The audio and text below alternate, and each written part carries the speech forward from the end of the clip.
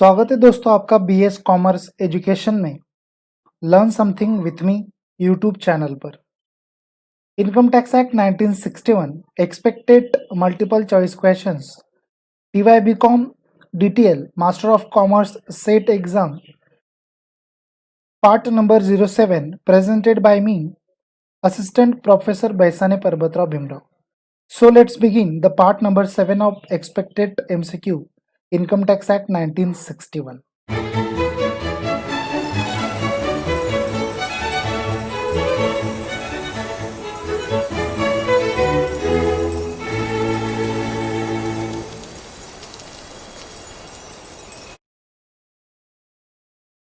Question number 61. Find out incorrect statement related to rule number 3 of valuation of motor car under Income Tax Act 1961. So here are the options.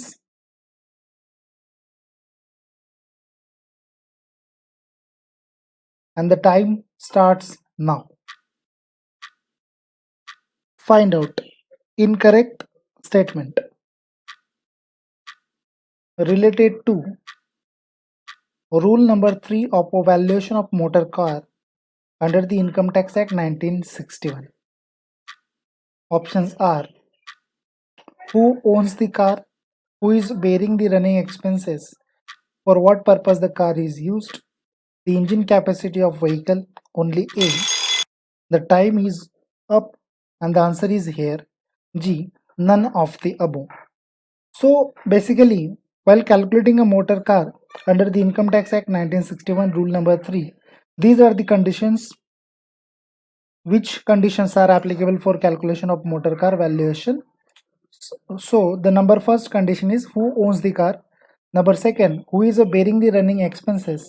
Number third, what purpose of the car is used, the engine capacity of vehicle. So these are the some conditions while we are calculating a motor car valuation. Question number 62. If the motor car is owned or hired by the employer and running and maintenance expenses reimbursed by him, in such case his employee use this car for office as well as a private purpose.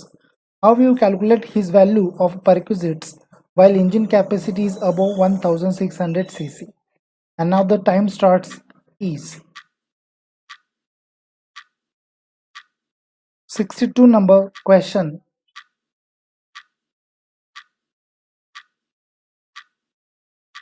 Comment कीजिए दोस्तों, comment करने से हमें ये पता चलता है कि आप वीडियो को देख रहे हैं और वीडियो को लाइक कर रहे हैं. Thank you for last videos, like it, share it and subscribe our channel.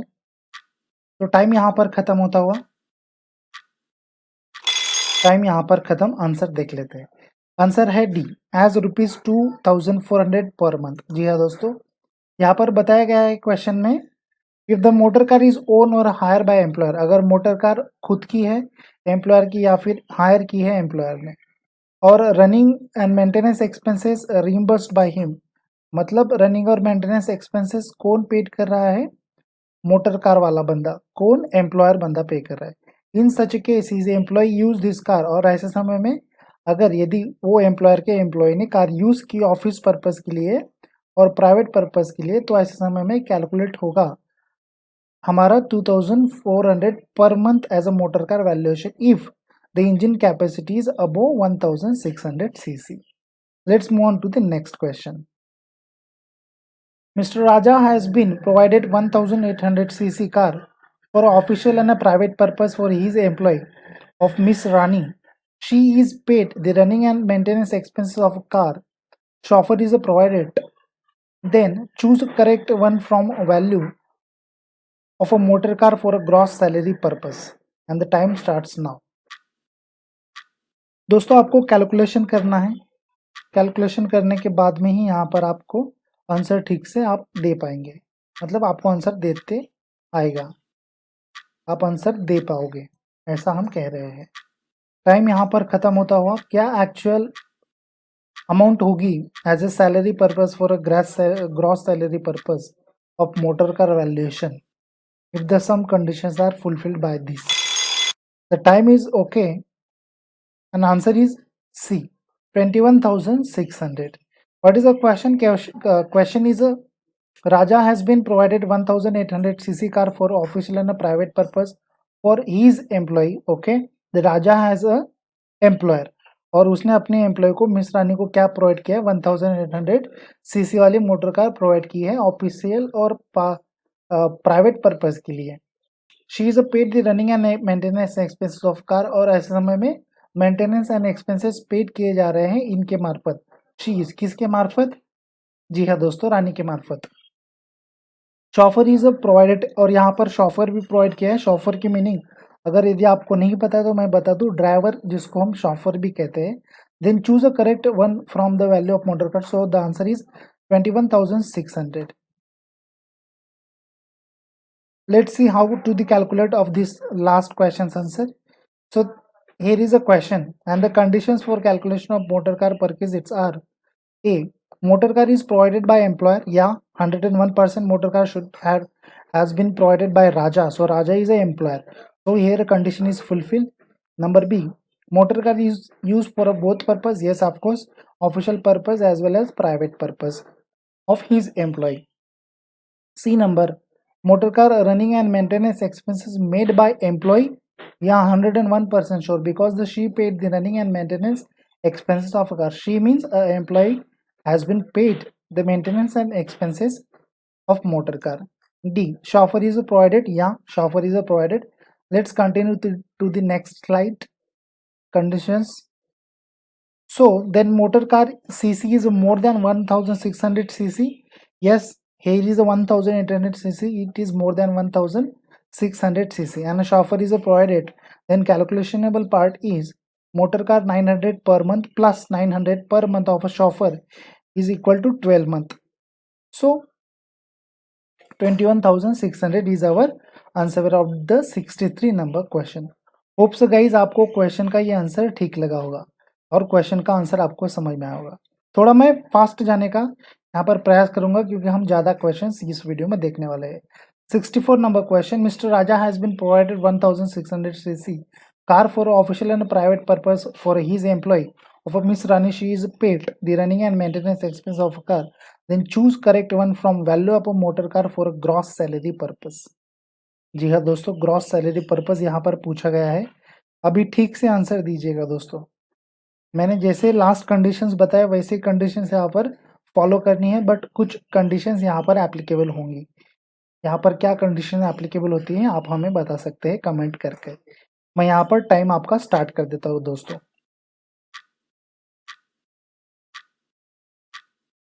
Some conditions are mismatched to be the here or a missing. You can say that. 64 number question related to the Income Tax Act 1961 expected MCQs हम लोग देख रहे हैं. 64 number वाला question आपके सामने. यहाँ पर टाइम खत्म होता हुआ दोस्तों. कमेंट कीजिएगा दोस्तों, कमेंट नहीं करते यार आप लोग, अच्छी बात नहीं है. कमेंट कीजिएगा दोस्तों प्लीज. आंसर ए देखते हैं. जी हाँ दोस्तों, यहाँ पर आंसर क्या है? ए 7200. क्या बताया गया है? Mister Raja has been provided 1600 cc. Last question में क्या था? 1800 cc. यहाँ पर क्या है? 1600 cc. बस इतना ही फर्क है. और दूसरा फर्क यहाँ पर क्या है? यहाँ पर शॉफर नहीं प्रोवाइड किया गया है. शॉफर मतलब ड्राइवर नहीं प्रोवाइड किया गया. तो ऐसे समय में कैलकुलेशन कैसे करेंगे? यदि अगर आपने पढ़ा होगा मोटर कार वैल्यूएशन तो आपको पता होगा दोस्तों. Let's move on to the next question. उसका मैं आप लोगों को एक्सप्लेनेशन नहीं दूंगा. क्यों नहीं दूंगा? क्योंकि आपने भी थोड़ा बहुत पढ़ना चाहिए. यहाँ पर टाइम स्टार्ट हो गया है. 65 नंबर वाला क्वेश्चन देखते हैं. क्वेश्चन इजी है इसलिए टाइम जल्दी स्टार्ट कर दिया.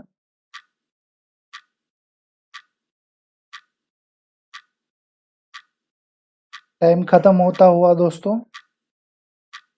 क्या हो सकता है आंसर? ए हो सकता है, बी, सी या फिर डी. लॉक किया जाए. कौन बनेगा सुपरमैन? कौन बनेगा करोड़पति? Answer is a B, not a perquisite, hence not a tax, it's nil. जी हाँ दोस्तों, क्वेश्चन क्या था? When motor car is own by the employ and maintenance and running expenses are meet और रीइंबर्स बाय एम्प्लॉयर. जी हाँ दोस्तों, ध्यान दीजिए ठीक से. एम्प्लॉय की खुद की कार है, motor car is own by the employer. ऐसे समय में मेंटेनेंस और रनिंग एक्सपेंसेस कौन दे रहा है, कौन रीइंबर्स कर रहा है? एम्प्लॉयर दे रहा है. जी हाँ दोस्तों, and motor car is only use for official purpose. जी हाँ दोस्तों, और ये जो मोटर कार है उसका पर्पस क्या है यूज करने का, पूर्ण तरीके से वो सिर्फ ऑफिशियल पर्पस के लिए ही वो एम्प्लॉय खुद की कार को यूज करता है। तो ऐसे समय में हम क्या बताएंगे, ऐसे समय में जो भी परक्विजिट हम कैलकुलेट करेंगे, अन्यथा कैलकुलेट नहीं करेंगे, यहाँ पर क्या बताता है, not a perquisite hence not a tax it's nil. जी हाँ दोस्तों, ऐसे समय में यहाँ पर परक्विजिट हम कैलकुलेट ही नहीं करते हैं, होता ही नहीं है, बनता ही नहीं है परक्विजिट, अगर वो ऐसे कंडीशंस में एप्लीकेबल होता है तो। Otherwise all are the conditions should be a fulfilled. क्या है, by actual expenditure incurred by employee, है कि नहीं। नेक्स्ट है by actual expenditure incurred by employee plus amount record from the employee. ये बाकी कंडीशंस में अप्लाई होने वाली कंडीशंस है। Let's move on to the next question, 66 number question. What is CC? CC stands for currency change, cubic control, cubic capacity, cubic of capacity of engine. यहाँ पर time आपका मैंने स्टार्ट कर दिया है। क्वेश्चन बहुत ही इजी है, इसलिए मैंने टाइम जल्दी से स्टार्ट कर दिया। लास्ट वाले क्वेश्चन में अगर आपको कुछ डाउट होगा तो प्लीज़ मुझे कमेंट कीजिए, पूछिए। आप क्वेश्चंस भी नहीं पूछते, आप कमेंट भी नहीं करते, खाली वीडियो को देख लेते हैं। कुछ मेरे दोस्त हैं सिर्फ वही कमेंट करते हैं दोस्तों, ऐसे नहीं चलने वाला है भाई। जी हाँ, यदि अगर आपको डेली बेसिस के ऊपर, मतलब डेली 1-2 दिन के बीच में, या फिर डेली मल्टीपल चॉइस क्वेश्चंस के आंसर चाहिए, तो वीडियोस चाहिए, तो मुझे कमेंट और लाइक बहुत ज़्यादा चाहिए। जी हाँ दोस्तों, यहाँ पर टाइम खत्म, आंसर देख लेते हैं। क्यूबिक कैपेसिटी, सीसी का फुल फॉर्म होता है क्यूबिक कैपेसिटी, मैंने लास्ट पढ़ते समय भी बताया था आपको। Let's move on to the next question, 67 number question. क्वेश्चन को ध्यान से पढ़िएगा दोस्तों, फिर जाकर आंसर दीजिए। Time start. 67 नंबर क्वेश्चन देख रहे हैं। What is the gross salary of mister Parvat Rao? Helping with some points. Basic salary is 25,000 per month. Dearness allowance is 25% of basic pay, which is admissible for a retirement benefit, हम ऐसा कह सकते हैं। Time यहाँ पर खत्म होता हुआ, और टाइम यहाँ पर खत्म। आंसर देखने से पहले क्वेश्चन को एक बार पढ़ लेते हैं हम। नंबर 3 पॉइंट चल रहा था, employer's contribution to recognise provident fund is 15% of a salary. तो what is the answer to the here? The answer is C. जी हाँ दोस्तों, वीडियो को पॉज कर दीजिएगा दोस्तों, यदि अगर आप सॉल्व कर रहे हैं। वीडियो को पॉज करने के बाद में आपका आंसर और मेरा आंसर दोनों टैली कीजिए। यदि अगर आपका आंसर करेक्ट आता है तो आप सही जा रहे हो, बिल्कुल अच्छी तरीके से स्टडी कर रहे हो। यदि अगर नहीं आ रहा है तो थोड़ी बहुत स्टडी आपको और भी करना चाहिए दोस्तों। यदि अगर हाँ, मेरा यहाँ पर आंसर गलत होता है तो कमेंट कीजिए, पूछिए कि ये आंसर कैसे आया। जी हाँ दोस्तों, यहाँ पर सी आंसर बन जाता है 67 नंबर का। 67 नंबर का क्वेश्चन का आंसर सी कैसे बन जाता है, अभी हम वो देखते हैं। तो बेसिक सैलरी मेरी यहाँ पर कितनी है, 25,000 पर मंथ। तो 12 मंथ इंटू कर दूंगा तो 3 लाख यहाँ पर अमाउंट बन जाएगी। बी क्या बताया है, डियरनेस अलाउंस बताया गया है 20% on a basic salary. Basic salary मेरी कितनी बन जाती है, 3 लाख। 3 लाख के ऊपर 25% कितना बन जाता है, 75,000। नंबर सी के ऊपर जाएंगे, contribution to recognise provident fund 15% of a salary. मतलब यहाँ पर अगर मुझे कंट्रीब्यूशन कैलकुलेट करना है तो मैं कंट्रीब्यूशन 15% ऑफ सैलरी लूंगा, बट 15% ऑफ सैलरी कैसे लूंगा, 3 लाख प्लस 75,000। जी हाँ दोस्तों, डीए भी हम उसमें ऐड करेंगे, एडमिसिबल बताया गया है ना यहाँ पर, that's why we are adding the DA to the basic salary. So 15% of salary is equal to 56,250 rupees. और इसमें से हम कुछ एग्जेम्प्ट करते हैं, exempt up to 12% of a salary. So 12% of salary के ऊपर एग्जेम्प्ट करेंगे, 45,000 एग्जेम्पशन अमाउंट आती है। आउटर को अमाउंट चली जाती है हमारी 11,250। बेसिक सैलरी आ गई हमारी 3,86,250। और यहाँ पर सैलरी का फॉर्मूला अगर मैं बता दूँ तो यहाँ पर ये बन जाता है क्या, salary is equal to basic pay plus DA plus commission into the bracket of fixed percentage of a commission. तो यहाँ पर अमाउंट कितनी बन जाती थी सैलरी की, 3,75,000 दोस्तों। तो बेसिक सैलरी आपको आंसर यहाँ पर पता चल गया, 3,86,250, मतलब 3,75,000 प्लस 11,250। तो दिस इज आवर आंसर। जी हाँ दोस्तों, अगर अच्छा लग रहा है दोस्तों तो प्लीज लाइक कर दीजिए। थोड़ा चाय वाय पी लेते हैं दोस्तों। जी नहीं, दोस्तों यदि अगर आपको मतलब क्या आपको ये पीडीएफ चाहिए, जी हाँ दोस्तों, यदि अगर आपको ये पीडीएफ चाहिए तो क्या करना है सर? यदि अगर आपका आंसर हाँ है तो आप मुझे क्या कर सकते हैं, कस्टम एक्ट 1962 पीडीएफ ₹20 की है, 35 क्वेश्चंस मैं आपको दूंगा।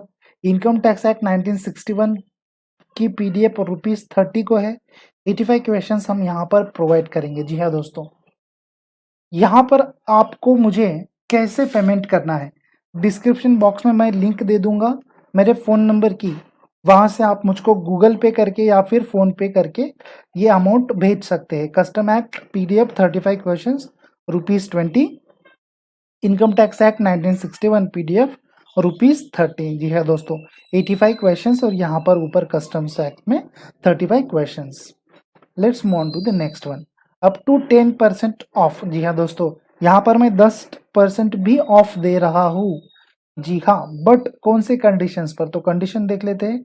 If buying both PDF before 10 सितंबर 2020, यदि अगर आप 10 सितंबर 2020 से पहले 10% आपको ऑफ मिलेगा दोनों पीडीएफ अगर आप बाय करते हो तो। दोस्तों दोनों पीडीएफ आप बाय करते हो तो यहाँ पर आपको और भी बेनिफिट्स है। कौन से, तो कस्टम एक्ट 1961 की पीडीएफ में क्या बेनिफिट दिख रहा है, 35 क्वेश्चंस वहां पर आपको मिल रहे थे ₹20 में। जी हाँ दोस्तों, प्लस यहाँ पर अगर आप दोनों पीडीएफ बाय करते हैं 10% ऑफ के हिसाब से, तो आपको 15% मतलब 15 एक्स्ट्रा क्वेश्चंस तो मिलेंगे ही मिलेंगे। मतलब 35 plus 15 extra is equal to 50 questions आपको यहाँ पर मिलेंगे दोस्तों 10% ऑफ में। इनकम टैक्स एक्ट 1961 में थोड़ा ज़्यादा है। क्या ज़्यादा है, 85 क्वेश्चंस प्लस 15 क्वेश्चंस। जी हाँ दोस्तों, extra is equal to 100 questions. इसका मतलब क्या कि मैं 10% आपको ऑफ देने के बाद में भी क्वेश्चंस की क्वांटिटी बढ़ा दे रहा हूँ। मतलब आप दोनों दोनों पीडीएफ बाय करोगे तो आपको 150 क्वेश्चंस मिलेंगे। बट इनकम टैक्स एक्ट में थोड़ा ज़्यादा क्या है यहाँ पर, questions with some difficult questions explanation. जी हाँ दोस्तों, 100 क्वेश्चंस तो आपको यहाँ पर टोटल मिलेंगे ही मिलेंगे, but with some difficult questions are to be the explanation. कुछ मतलब डिफिकल्ट क्वेश्चंस की मैं यहाँ पर एक्सप्लेनेशन दूंगा दोस्तों। तो जल्दी से बाय कर लीजिए दोस्तों। बाय की अमाउंट कुछ ज़्यादा नहीं है, मुझे नहीं लगता कि ये अमाउंट ज़्यादा होगी। क्या है, दोनों पीडीएफ अगर आप बाय करते हो, कस्टम एक्ट की पीडीएफ आती है आपको ₹20 में, इनकम टैक्स की पीडीएफ आती है आपको ₹30 में, टोटल आपको ₹50 देने हैं। यदि अगर आपको डिस्काउंट नहीं चाहिए, यदि अगर आपको डिस्काउंट चाहिए तो यहाँ पर 10% डिस्काउंट मिल रहा है, उससे आपको एक्चुअल प्राइस पड़ेगी ₹45। जी हाँ दोस्तों, फ़ोन पे या गूगल पे कर सकते हैं 10 सितंबर से पहले। 10 सितंबर के बाद में ये PDF same to same qualified हो जाएगी ₹20 और ₹30 में दोस्तों। जी हाँ दोस्तों, और आपको वो क्वेश्चंस एक्स्ट्रा के नहीं दिए जाएंगे, ये बात ध्यान में रखिए। थैंक यू सो मच दोस्तों। मूव ऑन करते हैं नेक्स्ट क्वेश्चन के ऊपर। 68 नंबर क्वेश्चन देख रहे हैं। आपके सामने ऑप्शंस ये रहे। टाइम आपका यहाँ पर मैंने स्टार्ट कर दिया है। What is the gross salary of mister Parvat Rao? Helping with this some points, basic salary 25,000 per month. Dearness allowance is a 25% of a basic pay, which is admissible. And 3, employer's contribution to recognized provident fund is 12% of a salary. तो जल्दी जल्दी बताइए दोस्तों, answer क्या हो सकता है, क्या आंसर इसका बन सकता है। टाइम यहाँ पर खत्म, चलिए आंसर देख लेते हैं। डी यहाँ पर आंसर बन जाता है 3,75,000। अब ये आंसर कैसे बनता है आप मुझे कमेंट कीजिएगा दोस्तों। यदि अगर आपको कमेंट नहीं करना है, आप हमारे पीडीएफ बाय कर सकते हैं, वहां पर मैं आपको बता दूंगा। 69 नंबर का क्वेश्चन देखते हैं। यहाँ पर ऑप्शंस ऑलरेडी आ गए हैं, नेक्स्ट ऑप्शन भी ले लेता हूँ और यहाँ पर हम टाइम स्टार्ट कर देते हैं। What is a gross salary approximate, into the bracket में कहा है, ग्रॉस सैलरी हमें कैलकुलेट करनी है। सेम टू सेम कंडीशन है, बट कुछ कंडीशन यहाँ पर डिफरेंट होंगी। सैलरी है 25,000 per month, interest on recognise provident fund है एट 13% ऑफ ₹35,000 और कंट्रीब्यूशन है रिकग्नाइज प्रोविडेंट फंड का एम्प्लॉयर वाला 15% ऑफ अ सैलरी। जी हाँ दोस्तों, यहाँ पर टाइम खत्म, चलिए आंसर देख लेते हैं। A is the answer 31,800. So sorry, 3,18,423 rupees is our answer.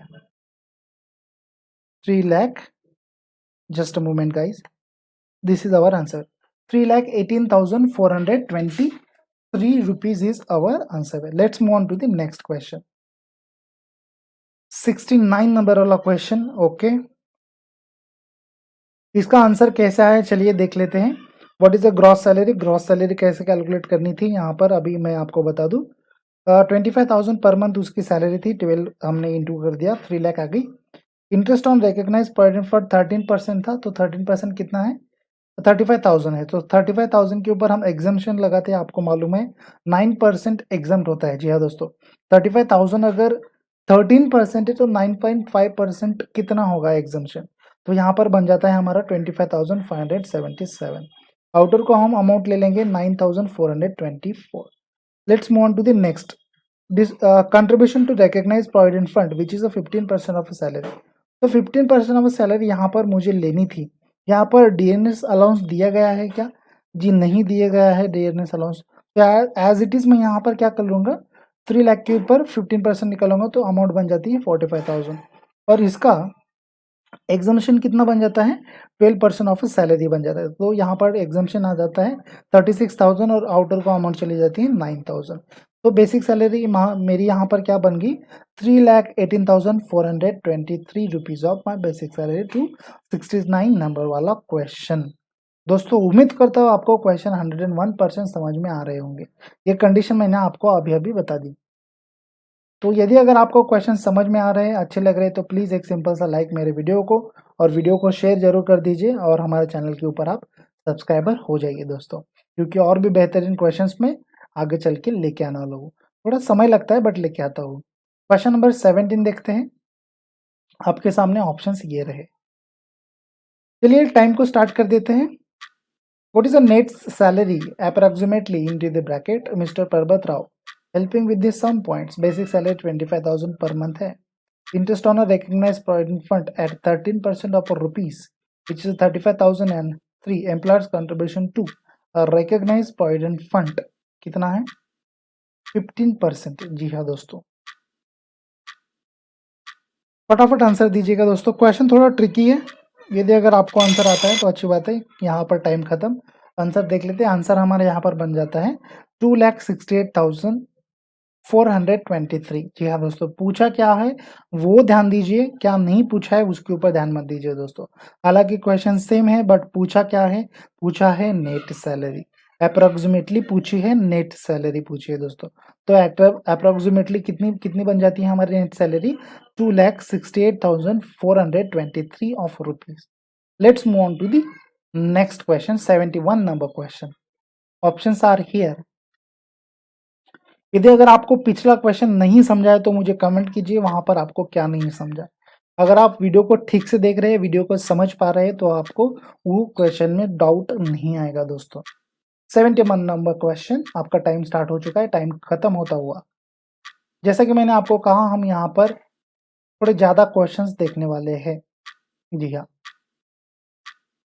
What is the net salary approximately. यहाँ पर भी नेट सैलरी पूछी गई है. टाइम यहाँ पर आपका खत्म. चलिए अब आंसर देख लेते हैं. आंसर यहाँ पर बन जाता है सी 2,04,123 रुपीज. यहाँ पर सी आंसर हमारा बन जाता है. चलिए मैं सी को जरा डैश पे ले लूँ तो आपको आंसर पता चल जाएगा. यहाँ पर सी आंसर बन जाता है. जी हाँ दोस्तों.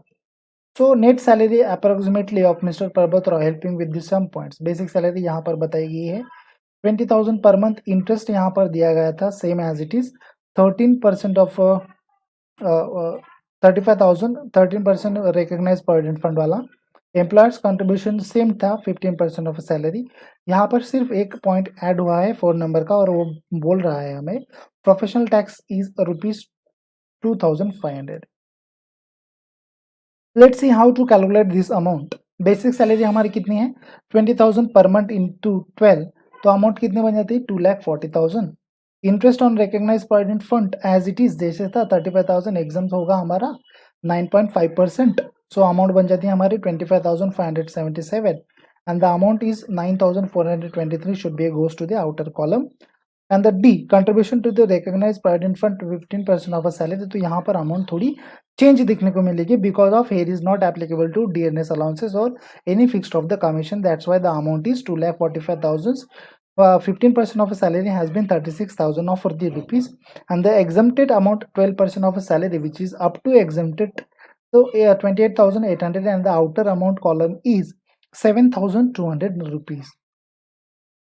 So what is the basic salary to be here? The basic salary is 2,56,623 of rupees. जी हाँ दोस्तों, ध्यान दीजिएगा ठीक से, 2,56,623 is our basic salary. And what should be the ask into the question?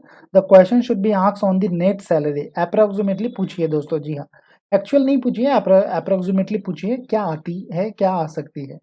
Approximately क्यों पूछी गई है, यहाँ पर हम पॉइंट लेते हैं 77 ले सकते हैं, कोई 76 ले सकता है, that's why here should be a net salary approximately calculated. So let's move on to the basic salary calculationable part on the net salary. So net salary calculation करने के लिए मुझे डिडक्शंस लगाने पड़ते हैं, तो हमारा स्टैंडर्ड डिडक्शन कितना है 50%, सो सॉरी अबाउट दैट 50,000, और प्रोफेशनल टैक्स यहाँ पर दिया कितना था 2,500।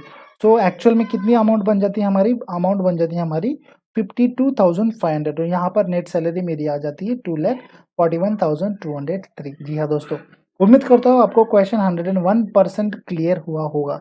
यदि अगर नहीं दोस्तों तो प्लीज़ मुझे कमेंट कीजिए और पूछिए आपको यहाँ पर क्या डाउट आया।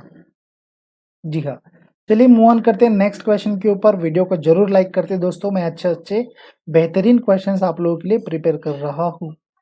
72 नंबर वाला क्वेश्चन देखते हैं। Under the head of income from salary how much of rupees standard deduction is allowed. अभी मैंने कहा, इसलिए मैं फास्ट में कह गया था, आपको यदि अगर मालूम हो तो आप वहां पर देख सकते हैं। चलिए इस टाइम यहाँ पर मैं स्टार्ट कर देता हूँ। क्वेश्चन को पढ़ लीजिए दोस्तों ठीक से, please read carefully questions while we are you are going to for the examination और you are going to give the answer where. Under the head of income from salary, income from salary के head में अगर हम standard deduction की बात करें तो कितना अलाउड है, कितना रुपीज अलाउड है, कैसे अलाउड है। तो चलिए आंसर देख लेते हैं यहाँ पर असेसमेंट ईयर 2020-21 के मामले में। जी हाँ दोस्तों, आंसर आपके सामने ये रहा सी, 50,000 पर एनम है दोस्तों। जी हाँ, क्या है 50,000 पर एनम है, पर मंथ नहीं है। पर मंथ अगर मिल गया ना तो सबकी चांदी और सोना मिलना चाहिए ना। जी हाँ दोस्तों, चलिए move on to the next question. What is the next question? So these are the options to the here of the 73 number question, and the time starts now. Question is, under the Income Tax Act 1961, standard deduction is applicable for a net salary calculation. This deduction comes which section? ये deduction कौन से section में से आता है? Oh my God, question थोड़ा tricky है, शायद ट्रिकी है, शायद नहीं भी ट्रिकी है। यदि अगर आपने ठीक से पढ़ा होगा तो आपको मालूम है, आप अगर ठीक से कैलकुलेशन करते हैं तो आपको मालूम होगा। यहाँ पर आंसर देख लेते हैं। आंसर यहाँ पर हमारा बन जाता है D. D is my answer to the hair. What is the D answer? The D answer is hair for the chapter 6A। जी हाँ दोस्तों, चैप्टर 6A हमें बताता है, मतलब चैप्टर 6A में हम क्या डिडक्शन लगाते हैं, स्टैंडर्ड डिडक्शन। अब ये ए को आप 1 भी कह सकते हो दोस्तों। जी हाँ, 1 भी कह सकते हो, under section 16 of Income Tax Act 1961. That's why here is the answer of D. Let's move on to the next question. 74 number question is on screen of your mobile screen or a laptop screen or a tablet screen or computer screen. And the options are here and the time starts now. Question बहुत ही easy है दोस्तों, ध्यान देकर answer दीजिएगा। Statement पूछे गए हैं, standard deduction under section 16(1). This deduction is applicable with effect from assessment year 2020 and 21 of rupees 50,000 or gross salary whichever is a lower. Give your opinion. यहाँ पर टाइम खत्म हुआ और यहाँ पर आर हमने लिखना भूल गए। जी हाँ दोस्तों, यहाँ पर आंसर बन जाता है D. This statement is a true. मतलब कहने की बात यह है कि असेसमेंट ईयर 20-21 के मामले में हमारा स्टैंडर्ड डिडक्शन बन जाता है 50,000। असेसमेंट ईयर के मतलब असेसमेंट ईयर जो हमारा है 2020 एंड 21 से ये डिडक्शन हमारा चेंज हो गया। लास्ट टाइम ये 40,000 था, अब ये क्या हो गया 50,000 हो गया दोस्तों। जी हाँ, और इसी में अगर हम ऐसे बात कर सकते हैं कि gross salary which ever is lower, यदि अगर 50,000 के नीचे अगर हमारी ग्रॉस सैलरी आती है तो हम यहाँ पर स्टैंडर्ड डिडक्शन के लिए gross salary as a calculable part ले लेंगे। जी हाँ दोस्तों, तो ये हमारा जो स्टेटमेंट है वो करेक्ट स्टेटमेंट है। This statement is a true statement. Let's move on to the next question. यहाँ पर 3 स्टेटमेंट है दोस्तों, ठीक से देखिएगा, आंसर दीजिएगा। ऑप्शंस आपके सामने ये रहे। जी हाँ दोस्तों, 3 statement and the time starts now. Only the first statement is a correct, only the second statement is a correct, only only तो नहीं है नेक्स्ट में सर, क्या ओनली ओनली कर रहे हैं आप। First and third statement is a correct but second is incorrect. All statements are correct. जी हाँ दोस्तों, आंसर देख लेते हैं, आंसर देख लेते हैं, आंसर देख लेते हैं। कब देखेंगे? टाइम खत्म होने के बाद में। बट रुकिए, यहाँ पर मैं आप लोगों से कुछ सवाल पूछ लूँ कि स्टेटमेंट फर्स्ट हमें क्या बोल रहा है, under section 16(2) is only for entertainment allowance. बात सही है या झूठ है? इंटरटेनमेंट अलाउंस के लिए है ना अंडर सेक्शन 16(2) वाला। और सेकंड क्या है statement, entertainment allowance is first added in salary. Added करते हैं ना सैलरी में, जी हाँ ऐड करते हैं। और थर्ड क्या है, entertainment allowance is only for a government employ, और ये सिर्फ गवर्नमेंट एम्प्लॉय को ही दिया जाता है। सही बात है या फिर नहीं बात है? आंसर देख लेते हैं। All statements are correct. जी हाँ दोस्तों, ये जो थर्ड वाला स्टेटमेंट है ये थोड़ा ट्रिकी स्टेटमेंट है। क्यों क्यों क्यों क्यों ट्रिकी स्टेटमेंट है? तो मैं यहाँ पर बता दूं कि इंटरटेनमेंट अलाउंस हम लोग प्राइवेट सेक्टर के एम्प्लॉय को देते हैं या नहीं देते हैं। देते हैं तो हम ऐड करते हैं या नहीं करते हैं? आप प्लीज़ मुझे कमेंट में ये सवाल का जवाब बताइए दोस्तों। यदि अगर आप ये सवाल का जवाब बताते हैं तो मैं यहाँ पर आपको वो आंसर कमेंट के माध्यम से दूंगा। थर्ड स्टेटमेंट यहाँ पर क्या ज़्यादा इंपॉर्टेंस रखता है? तो यहाँ पर हमारे all statement are should be a correct. Let's move on to the next question. 76 number question, find out incorrect option related to entertainment allowance under section 16(2). 16(2) के तहत यहाँ पर कुछ इंटरटेनमेंट अलाउंस के बारे में पूछा गया है। फाइंड आउट करना है इनकरेक्ट स्टेटमेंट। आपका टाइम स्टार्ट होता है अब। 76 नंबर वाला क्वेश्चन, 76। यहाँ पर टाइम खत्म होता होगा दोस्तों, आंसर दीजिए फटाफट। आंसर बहुत इंपॉर्टेंट होता है दोस्तों यदि अगर आपको अच्छे मार्क्स लाने हैं तो। 76, find out incorrect option related to entertainment allowance under section 16(2). Time खत्म, चलिए आंसर देख लेते डायरेक्टली। ज़्यादा यहाँ पर वक्त तो नहीं लूंगा अभी, आपका बहुत समय होता जा रहा है। डी यहाँ पर हमारा इनकरेक्ट ऑप्शन बन जाता है, actual amount of entertainment allowance which ever is lower. ये कोई कंडीशन यहाँ पर नहीं है दोस्तों, मतलब लोअर वाली कंडीशन यहाँ पर नहीं बन जाती है शायद। तो अमाउंट ऑफ ₹5,000 और 20% ऑफ बेसिक और actual amount of entertainment allowance which ever is highest, ये दोनों में से जो अमाउंट हमारे हाईएस्ट होगी वो हमारा डिडक्शन कहलाएगा दोस्तों। यदि अगर ये क्वेश्चन रॉन्ग है या फिर आंसर रॉन्ग है तो प्लीज मुझे कमेंट में बताइएगा दोस्तों। Let's move on to the next question, क्योंकि मुझे उसके ऊपर थोड़ा सा डाउट आ रहा है। 77 नंबर वाला क्वेश्चन देखते हैं। In case of a private sector employees entertainment allowance is taxable from income from salary. Time starts now. जी हाँ दोस्तों, वो क्वेश्चन को मैंने ऐसे क्यों कहा कि मुझे थोड़ा डाउट है, क्योंकि आप लोग कमेंट भी नहीं करते ना। कमेंट के माध्यम से तो पता चलेगा कि क्वेश्चन को मैंने सही पढ़ा, मतलब सही पढ़ा है या नहीं पढ़ा है।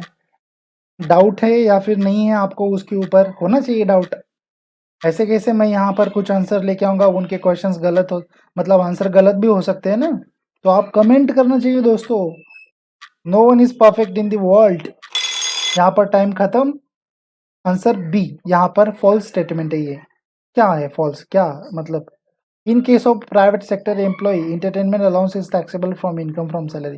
प्राइवेट सेक्टर का एम्प्लॉय का कोई संबंध नहीं आता है sir entertainment, that's why this statement is fall to the here. So 77 number question यहाँ पर हमारा खत्म। 78 नंबर के क्वेश्चन के ऊपर चलते हैं, ऑप्शंस देख लेते हैं दोस्तों।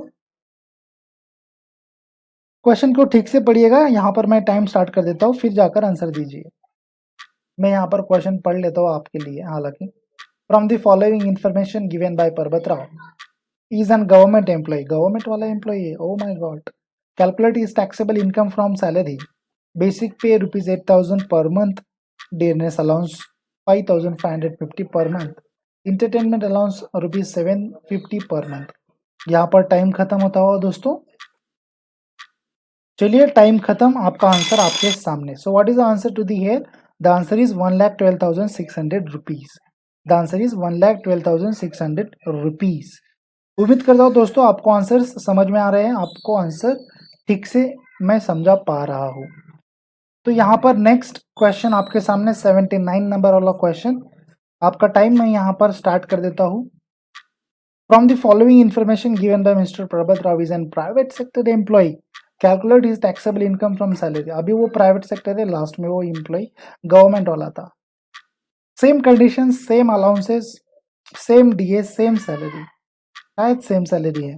ओके चलिए यहाँ पर टाइम खत्म होता हो दोस्तों, आपका आंसर हम देख लेते हैं। आंसर यहाँ पर क्या बनता है अगर वो प्राइवेट सेक्टर का एम्प्लॉय है तो। टाइम खत्म, आपका आंसर आपके सामने। सी यहाँ पर आंसर बन जाता है 1,21,600। दोस्तों ये आंसर कैसे बनता है आप हमें प्लीज कमेंट में बताइए। कमेंट करते रहिएगा दोस्तों, कमेंट यदि अगर आप करेंगे तो मुझे भी पता चलता है आप वीडियो को देख रहे हैं, वीडियो को लाइक कर रहे हैं। 80 नंबर वाला क्वेश्चन देखते हैं। Professional tax is levied by the government. कौन सा गवर्नमेंट प्रोफेशनल टैक्स लगाता है? तो यहाँ पर आपका टाइम स्टार्ट हो चुका है दोस्तों। तो सॉरी अबाउट दैट अगर आपको थोड़ा बहुत भी नॉइज आ रहा होगा तो। जी हाँ दोस्तों, नॉइज मतलब आप समझते हैं बिजनेस कम्युनिकेशन का पार्ट है, मैं खुद ही वो सब्जेक्ट को पढ़ाता हूँ। Professional tax is levied by this government. कौन सा गवर्नमेंट लगाती है? म्यूनसिपैलिटी लगाती है, कांग्रेस गवर्नमेंट ने लगाया था, या सेंट्रल गवर्नमेंट लगाती है, या स्टेट गवर्नमेंट लगाती है? प्रोफेशनल टैक्स की हम बात कर रहे हैं। Let's move on to the answer है डी, हमारा यहाँ पर आंसर बन जाता है। Professional tax is levied by the state government. जी हाँ दोस्तों, स्टेट गवर्नमेंट हमारा प्रोफेशनल टैक्स लगाता है। 81 नंबर वाला क्वेश्चन देखते हैं। Professional tax has been deducted from which head of income tax act 1961। So here is the heads and the time starts now. उम्मीद करता हूँ दोस्तों आपको 101% ये क्वेश्चन आया होगा। यदि अगर नहीं आता है दोस्तों, नहीं आता है दोस्तों, ये क्वेश्चन भी नहीं आता है, मैं बार बार कह रहा हूँ, तो आप भाई बिल्कुल स्टडी नहीं कर रहे हैं, मैं ऐसा मान के चलता हूँ। जी हाँ दोस्तों, professional tax has been paid, also sorry has been deducted from which income head of income tax act 1961। तो चलिए यहाँ पर टाइम खत्म, आपका आंसर देख लेते हैं। So here is the answer. What is answer? B, income from salary में हम कैलकुलेट करते हैं ना, प्रोफेशनल टैक्स डिडक्ट करते हैं। Choose correct option by help of following statement. दोस्तों स्टेटमेंट बहुत बड़ी बड़ी है, 82 नंबर वाला क्वेश्चन बहुत घुमाया है। आंसर ठीक से दीजिएगा, मैं यहाँ पर टाइम स्टार्ट कर देता हूँ। करेक्ट स्टेटमेंट आपको चूज करना है। जी हाँ दोस्तों, यहाँ पर मैं अपना पेन यहाँ पर रख लेता हूँ ताकि मुझे पता चल सके। करेक्ट स्टेटमेंट आपको यहाँ पर बताना है। स्टेटमेंट फर्स्ट यहाँ पर पूछी गई है, if a professional tax is paid by employer first aid in a gross salary then less under section 16(3). Okay. Statement second पूछी गई है यहाँ पर, if a professional tax is paid by employer only deductible under section 16(3) from the perquisites point of view. तो ये दोनों statement correct है, या फिर ये दोनों स्टेटमेंट इनकरेक्ट है, या फिर एक स्टेटमेंट करेक्ट है दूसरी स्टेटमेंट इनकरेक्ट है, या फिर सेकंड स्टेटमेंट इनकरेक्ट है, या फिर फर्स्ट स्टेटमेंट इनकरेक्ट है? आंसर देख लेते हैं सर, क्या इनकरेक्ट करेक्ट कर रहे हैं? तो बी यहाँ पर हमारा आंसर बन जाता है, बोथ स्टेटमेंट आर करेक्ट। छोड़ दीजिए अभी, बाकी इनकरेक्ट करेक्ट को छोड़ देते, बट ऐसे ऑप्शंस आने वाले हैं तो आपको वहां पर जम्बलिंग हो सकती है। That's why this is the 82 number question has been different type of multiple choice questions. जी हाँ दोस्तों, यही वजह थी, यहाँ पर पूछा था बोथ स्टेटमेंट आर करेक्ट। जी हाँ, क्या है पहली statement, if a professional tax has been paid by employer first add in a gross salary then less under section 16(3)। जी हाँ दोस्तों, प्रोफेशनल टैक्स हम लोग ऐड करते हैं पहले और लेस करते हैं अंडर सेक्शन 16 के तहत 3 में। स्टेटमेंट सेकंड कही थी, if professional tax is paid by employer only deductible under section 16(3)। अगर वो एम्प्लॉयर पेड कर रहा है तो ही वो डिडक्टेबल होगा। यहाँ पर ब्रैकेट में एक पॉइंट यहाँ पर बताया गया है, क्या, from the perquisite point of view. अगर हम परक्विजिट पॉइंट ऑफ व्यू से देखेंगे तो ही ये स्टेटमेंट हमारे एप्लीकेबल हो सकते हैं। दोस्तों 82 नंबर के क्वेश्चन के लिए तो एक लाइक 101% बनता है। 83 नंबर वाला क्वेश्चन देख लेते हैं। यहाँ पर मैं आपको फटाफट आंसर दे देता हूँ, यहाँ पर टाइम आपका स्टार्ट कर देता हूँ, बहुत टाइम हो गया है शायद। 83 number question, 30% of a net, so sorry, NAV, this deduction is applicable for which head of income? 13% of NAV. Income from house property, income from salary, income from other sources, income from a capital gain. चलिए 83 number वाला question का answer देख लेते हैं दोस्तों। यहाँ पर time खत्म, आपके सामने आंसर ये रहा। इनकम फ्रॉम हाउस प्रॉपर्टी के तहत हम 13% ऑफ NAV कैलकुलेशन करते हैं, डिडक्ट करते हैं। 84 नंबर के क्वेश्चन के ऊपर डायरेक्ट चले जाते हैं, उसके ऊपर बहस नहीं करते। यहाँ पर आपके सामने ऑप्शंस ये रहे। टाइम यहाँ पर स्टार्ट हो चुका है दोस्तों। जी हाँ, टाइम मैंने यहाँ पर स्टार्ट कर दिया है। NAV स्टैंड्स फॉर, NAV का मतलब क्या होता है, नेट एसेट वैल्यू होती है, नेट न्यू एसेट वैल्यू होती है, नेट एनुअल वैल्यू होती है, या फिर नेट एक्चुअल वैल्यू होती है। टाइम बहुत बड़ा दे दिया है, शायद 30 सेकंड बहुत बड़े हो गए इस क्वेश्चन के लिए। विद इन द सेकंड ये क्वेश्चन आपका हल होना चाहिए, विद इन द सेकंड आपको इस क्वेश्चन का आंसर आना चाहिए। उम्मीद करता हूँ आपने आंसर दे दिया होगा। तो यहाँ पर आंसर हमारा क्या बन जाता है, नेट एनुअल वैल्यू। जी हाँ दोस्तों, नेट एनुअल वैल्यू यहाँ पर हमारा आंसर बन जाता है। सी वाला ऑप्शन हमारा सही है। Let's move on to the last number question of this video. Which tax should be a minus for calculating net annual value under the income from house property? So here is the option, the time starts now. कौन सा tax, कौन सा ये tax हम minus करते हैं, calculation करते हैं as a net annual value calculation करने के लिए इनकम फ्रॉम हाउस प्रॉपर्टी के तहत। दोस्तों पीडीएफ को बाय कीजिए, मुझे लगता है आप 101% पीडीएफ को बाय करेंगे और मुझे सेटिस्फाइड करेंगे दोस्तों। जी हाँ, प्रोटेक्टेड पीडीएफ मैं आपको प्रोवाइड करूंगा with the password of the PDF. 85 number वाला question, corporation tax, indirect tax, municipal tax paid by tenant. चलिए मूव ऑन करते हैं। D answer is here, municipal tax paid by owner.